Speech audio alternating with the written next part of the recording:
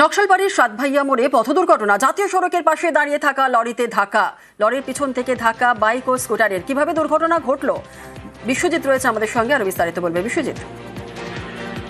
দেখো, শীতের রাত যেহেতু, তাই কুয়াশা দাঁতর ছিল এবং এমনিতেই যান্ত্রিক ত্রুটির কারণে দাঁড়িয়েছিল এই লরিটি, এবং যাতেই কিন্তু পেছন থেকে ধাক্কা মারে স্কুটি এবং মোটরসাইকেল, এবং ঘটনাস্থলে কিন্তু একজনের মৃত্যু হয় এবং বাকি তিনজনকে উদ্ধার করে নকশালবাড়ি গ্রামীণ হাসপাতালে পাঠানো হয়েছে। সেখানে প্রাথমিক চিকিৎসার পর দুজনকে উত্তরবঙ্গ মেডিকেল কলেজ হাসপাতালে পাঠানো হয়েছে। মূলত হেলমেট না থাকা এবং মদ্যপ অবস্থায় চালানোর জেরেই কিন্তু এই দুর্ঘটনা মনে করছে ট্রাফিক। এবং অন্যদিকে দুর্ঘটনার পর দমকল বাহিনী ঘটনাস্থলে আসে, পরিস্থিতি নিয়ন্ত্রণে আনে।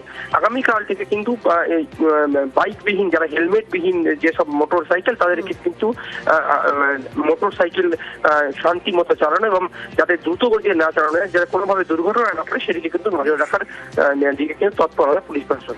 ধন্যবাদ। गाड़ी खड़ा हुआ था तो उधर से बाइक आया, 4 जन बैठा हुआ था। 4 जन में 2 जन डेथ हो गया बोलता है, और 2 आदमी का हॉस्पिटल पहुंचा दिया है। तो टुकड़े बहुत इधर से आ रहा था, गाड़ी वहाँ पर रुका हुआ था।